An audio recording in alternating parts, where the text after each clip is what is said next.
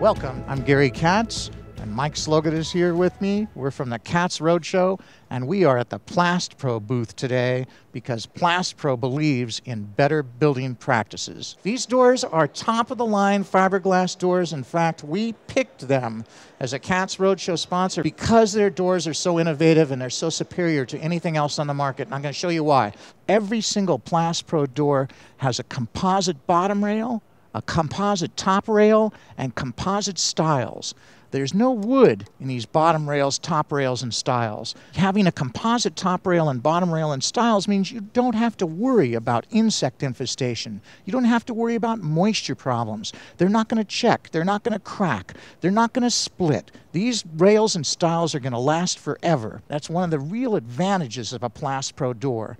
And you don't have to worry about a painter, whether they're going to paint the bottoms and tops of your doors. That's always a big problem for me on the job. They never paint the bottom of the door, let alone the tops. So you don't have to worry about painter failure with a Plastpro door either. The other advantage to a Plastpro door is they're protected by a HydroShield process. This is a patented protection process that Plastpro puts on these doors so that they're sealed on all 6 sides. So you don't even have to worry about moisture getting inside these doors. And there's hardly any wood inside of a Plastpro door. The only wood inside of a Plastpro door is there for a reason, and it's the backing for all the lock hardware that you put in. It's not a lock block. It is a full-length LVL, goes from the top of the door to the bottom of the door. There's backing for anything you want to do. If you want to put on a full-length Cremone bolt all the way from the bottom to the top of the door, there's backing for every one of those little brackets. These are some of the advantages that we found when we went searching for a top-of-the-line door to install at the Katz Roadshows across the country. But the only problem that Plastpro has with their doors is the installation. I want to show you a few techniques that'll speed up the way that you install these doors and improve the way you install them so you will not have callbacks on your jobs.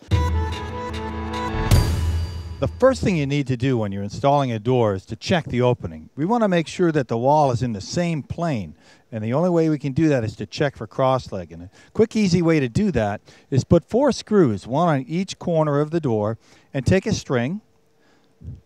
And what we'll do is we'll cross this string around the opening, and it'll give us an indication as to whether or not the door is going to be in plane.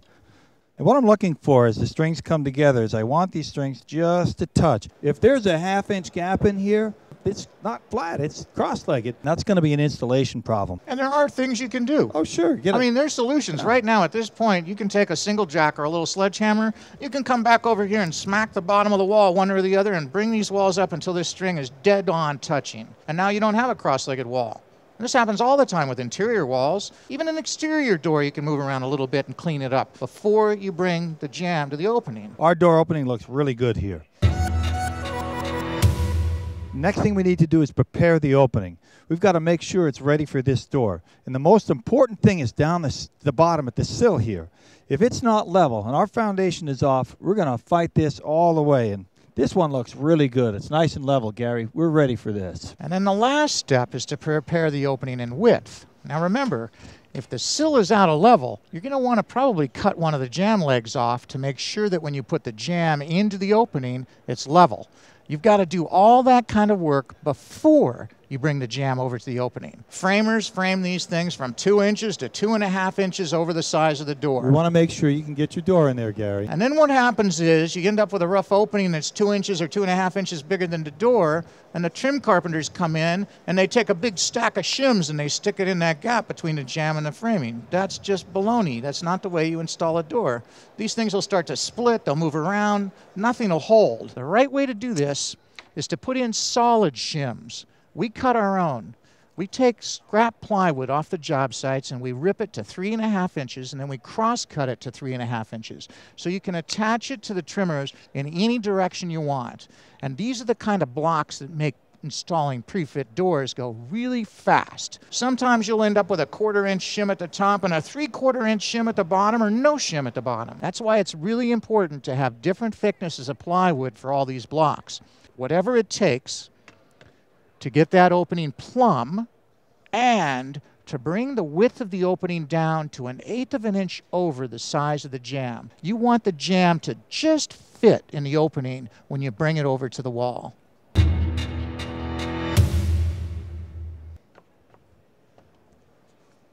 It just fits into the rough opening, and there's a little bit of wiggle room here. There's always a fastener or a screw securing the door to the jamb for transportation. I like to pull that screw out after I get the jamb inside the rough opening. So when the door sags and settles down, it's trapped inside the rough opening. It makes it much easier to handle this awkward kind of pre-fit door. Mike, why don't we pull this screw out right now? There we go. Now I can take the whole jamb and tuck it back inside the wall. And a lot of guys will be worried that the jamb's going to fall through the opening. Well, you don't have to worry about that. It's so easy to secure the jamb in the rough opening. All you need are 2 shims. You got to put them in exactly the right place, right at the top of the jamb, directly across from the head jamb. I'm going to put one in each side, just like this, and then I'll tap them home. Just with my hand. That's all the pressure I need. Just enough to secure the top of the jamb in the opening, flush with the wall. Now I can adjust the jamb so it's perfectly flush with the wall right here. I want the jamb and the wall flush across the top of the door. Now that I've got 2 shims in there pinning this jamb in place, I can swing the door open. That's all it takes, those 2 shims. If you put those shims down here someplace, this won't work. If you put shims behind your hinges, you're cutting your throat. This is a lesson you learn as a door hanger after you've hung about 1,000 doors. If you take your level and you put it up against the rough opening and you start putting shims on the trimmers right behind the hinges, which is the way about 80% of the carpenters I see hang doors, you're cutting your throat. You're tying your hands behind your back. You're going to make the job 5 times harder, and you're never going to get the door to hang in that opening perfectly sweet and nice. So remember this. Don't shim anything except the top of the jamb. Okay, now we have the door so it's pinned in the opening, and we can swing it open. And we can start to install the first 5 fasteners. These 5 fasteners are a critical part of the system that I want to show you. If you put these in the right order, you'll have an easy installation. If you don't put these in the right order, you won't have an easy installation. Fastener number 1 always goes in at the very top of the jamb. Go ahead and put that one in, Mike. These fasteners have to be at the top of the jamb. Now the second fastener goes on the opposite jamb, same location, very top. Now just make sure that the jamb is flush with the wall when you do this. If the jamb isn't flush with the wall at the top, then you're going to have trouble getting the miters to tie together on the casing. Remember, you can correct a little bit of cross leg at the bottom of the jamb. Don't try to correct any of it at the top. Go ahead, put in fastener number 2. So now we're ready for fastener number 3. Fastener number 3 goes in at the bottom on the hinge side of the jamb. Way at the bottom of the jamb, not behind the hinge. It has to go in, for this system to work, it has to go in at the very bottom of the jamb. Now we're ready for fastener number 4. We can shut the door. We can make one last correction for cross leg. This is what I mean by cross leg. Look, see the door is sticking way out. As I move the jamb leg back into the wall, the door comes flat up against the jamb right there. That's where I want to put that fastener.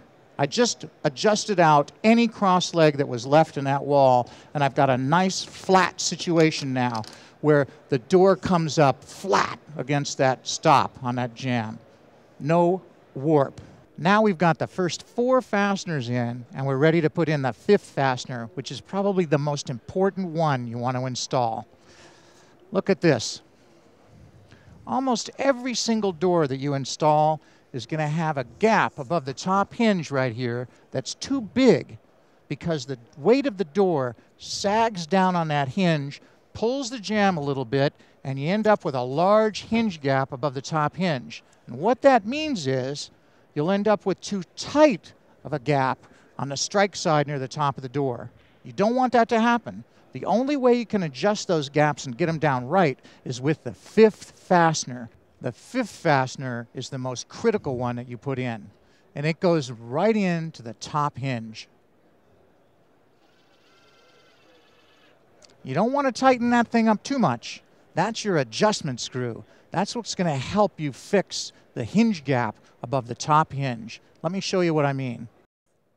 Now look, Mike just put a little bit of pressure on that screw in this top hinge, and we've already closed up that gap. Probably too much. That's how easy it is to adjust that gap with fastener number 5, and that's why fastener number 5 is so important. Mike, let's back that screw off just a little bit.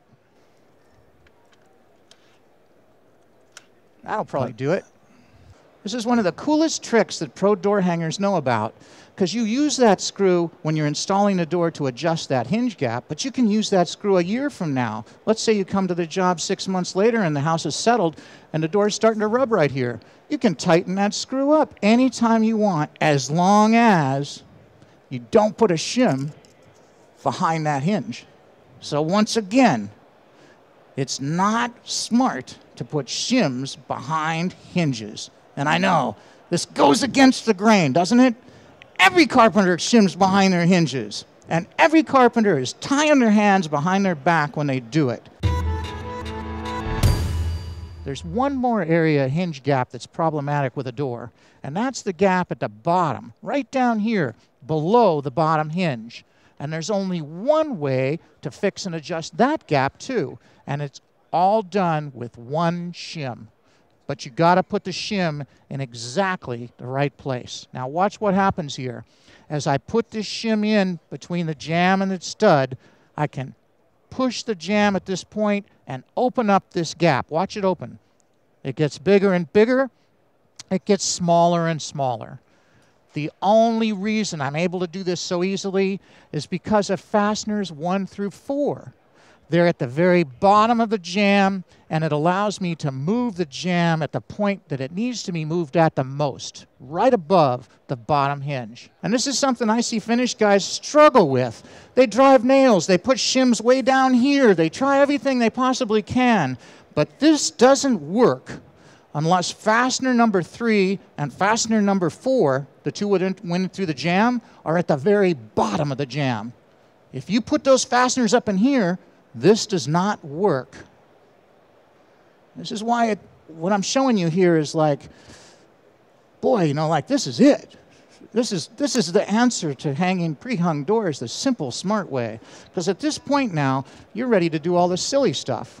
All the really like kind of like no talent stuff. All you have to do is shim off the rest of the jamb and fasten it, because the hard stuff's done.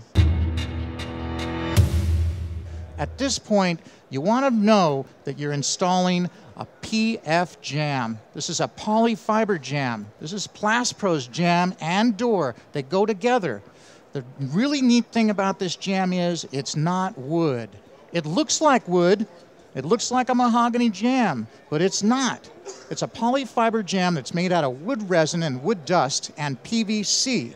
So it's a lot more flexible than wood, and it's impervious to moisture, just like PVC is. It won't rot, it won't twist, it won't check, it won't crack. It'll last forever, just like the door will. But because it's PVC, it's a lot more flexible than wood. So when you fasten this jamb off and you shim it, you want to be sure that you use almost twice as many shims as you would on a wood jamb. When I shim these jambs, I like to use shims almost on 16-inch centers, just like framing a wall or something, so that when you get that jamb in there and it's fastened to the wall with fasteners every 16 inches and fastened real good, it'll never move. The whole opening will be bulletproof. And that's the beauty of using a Plastpro door and a Plastpro PF jamb. I thought once I built the jamb that I was going to have my painters come over and finish it for me, because I've never been able to finish anything successfully myself. I've really got no experience at finishing the woodwork I do. But when I got the door and the jamb and they shipped it to me, I found in the box this kit came with it. This is a finishing kit that Plastpro has available, and inside this kit is everything you need to finish this door yourself. The kit comes with a little jar of mineral spirits inside this bag. You use the mineral spirits to clean the door first before you put the stain on. There's a can of stain that's in here that you wipe onto the door with the rag that comes in the kit. And in fact, there's even a pair of latex gloves in the kit so your fingers don't get dirty. There's a couple of brushes in here too, a couple of throwaway sponge brushes just to apply the stain. And then it also comes with a nice bristle brush here for applying the top coat. I put the first coat of stain on by wiping against the grain. And what that did was, this isn't something you do with a wood door. I wiped against the grain with the stain, and I found that the little specks, the little mahogany imprint that's embedded in the face of the mahogany door, they popped out more. That dark stain got into those little embedded specks of mahogany and kind of popped right through better. And then the second coat of stain I put on the next day, I wiped it on with the grain. I let that dry for another day, and I put the first coat of top coat sealer on. I let that dry for a few hours, and I sanded it very, very lightly and put a second coat of top seal on, and that was it. And that's all there is to it. I know for a fact that if I can finish a Plastpro door, anybody can finish a Plastpro door.